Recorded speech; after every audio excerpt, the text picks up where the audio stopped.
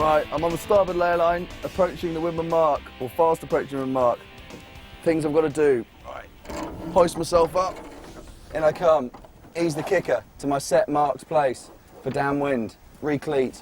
Ease Cunningham, make sure it goes off as much as possible. Recleat. Back out, ease jib sheet slightly.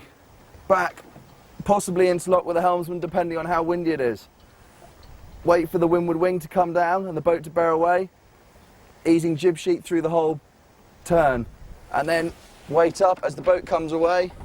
Stepping in, easing jib sheet a little bit more. Recleating jib sheet, making sure it's clear of the spinnaker hallid.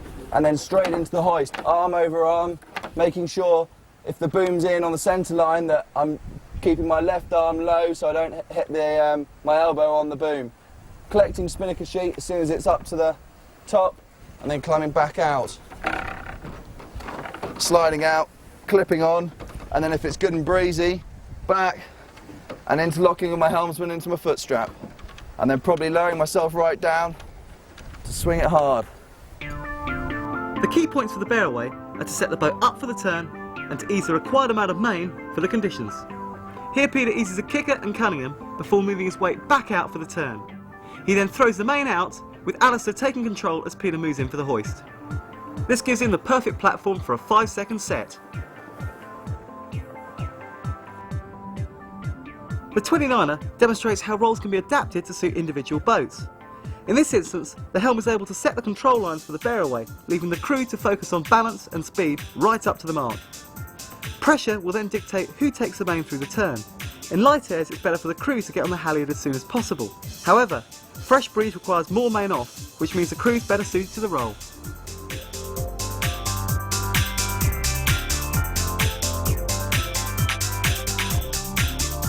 Here Peter's easing the main sheet until he feels the pressure in the sail drop. He then moves off the wire, holding the sheet out for Alistair to grab.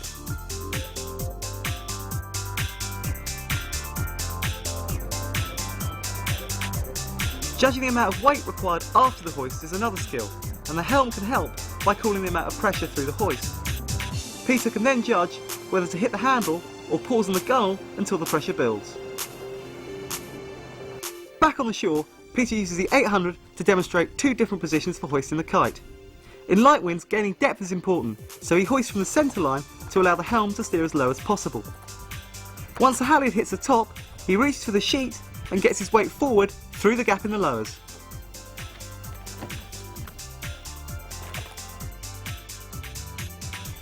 For windy conditions, the crew should aim to hoist from the windward side, moving back in the boat depending on sea state.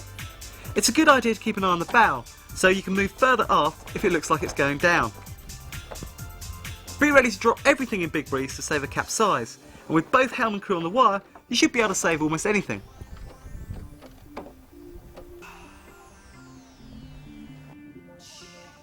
Setting up for the turn in fresh breeze is about getting our outboard working for us. Always use some windward heel to aid the turn and make the rudder more efficient. If the boat doesn't feel right, then hold on until it does. 2 or 3 boat lengths lost at the mark makes a lot more sense than a trip down the mine.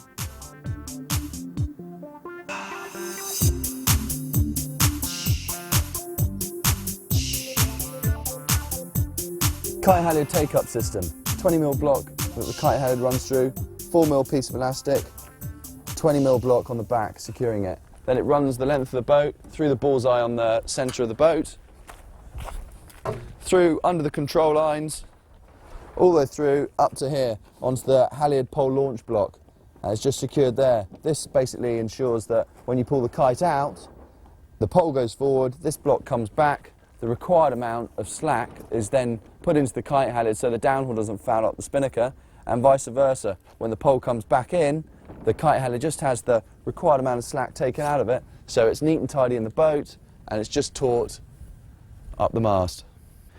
In order to stop your boom ever breaking, it's essential that you actually put a stopper knot in the main sheet. You put this stopper knot in a place where, basically, you don't allow the boom to hit any of the shrouds or the caps. If you allow this to happen, what will happen is when you do a big bear away and you have to ease the main a lot, if the boom hits, it'll just buckle and snap straight round the shroud. So it's very important to get these stopper knots in your main sheet.